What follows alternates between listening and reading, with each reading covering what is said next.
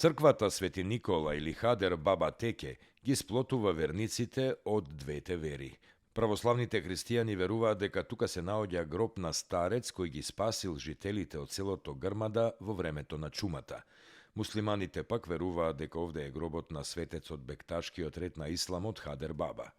Овој храм е изграден прво како црква во 14 век, но бил уништен за време на отоманската инвазија.